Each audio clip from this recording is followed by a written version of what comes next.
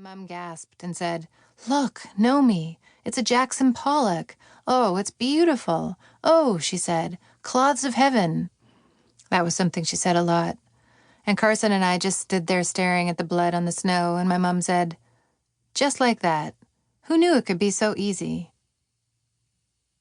I don't know if she meant it's so easy to make art, or it's so easy to kill a chicken, or it's so easy to die.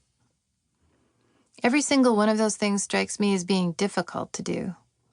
I imagine that if she were here right now and I was asking her what she meant, she'd say, "What are you talking about?" And I'd say, "Nothing," and that would be the end of it. It's only because she's gone that all those trivial little things from the past echo on and on and on. At dinner that night, after the slaughter at Carson's place, she asked us how we would feel if for some reason we were all in comas and had slept right through the summer months and had woken up around the middle of November. Would we be angry that we had missed the warmth and beauty of the summer, or happy that we had survived? Ray, who hates choosing, had asked her if we couldn't be both, and she'd said, no, she didn't think so. Trudy doesn't live here anymore. She left shortly after Tash, my older sister, left. Ray and I don't know where either one of them is. We do know that Tash left with Ian, who is Mr. Queering's nephew. He's double-jointed and has a red Ford Econoline van. Trudy seems to have left alone. Now my dad, you know what he says in the middle of those long evenings sitting in our house on the highway? He says, "Say, Nomi, how about spinning a platter?" Yeah, he uses those exact butt-clenching words, which means he wants to listen to Anne Murray singing Snowbird again, or my old Terry Jacks 45 of Seasons in the Sun. I used to play that song over and over in the dark when I was 9, the year I really became aware of my existence. What a riot. We have a ball.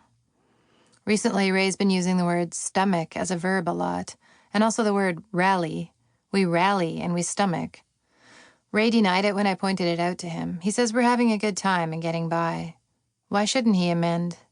He tells me that life is filled with promise, but I think he means the promise of an ending because so far I haven't been able to put my finger on any other. If we could get out of this town, things might be better, but we can't because we're waiting for Trudy and Tash to come back. It's been 3 years so far. My period started the day after Trudy left, which means I've bled 36 times since they've been gone. This town is so severe and silent. It makes me crazy, the silence. I wonder if a person can die from it. There's an invisible force that exerts a steady pressure on our words like a hand to an open, spurting wound.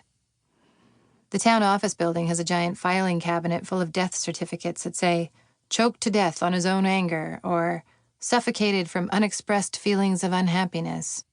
Silentium. The only thing you hear at night is semis barreling down the highway, carting drugged animals off to be attacked with knives. Do not make eye contact with those cows.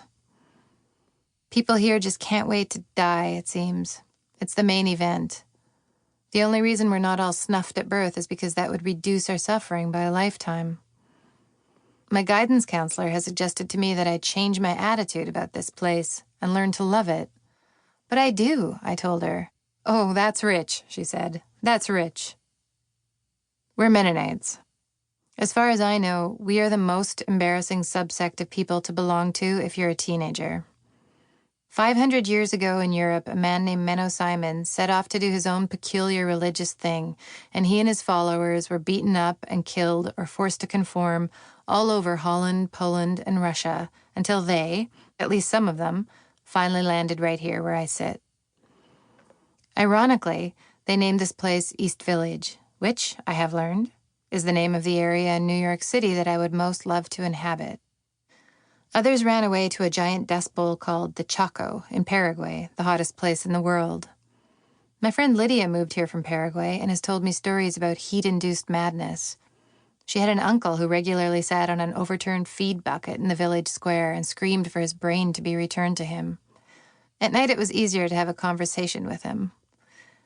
We are supposed to be cheerfully yearning for death, and in the meantime, until that blessed day, our lives are meant to be facsimiles of death, or at least the dying process.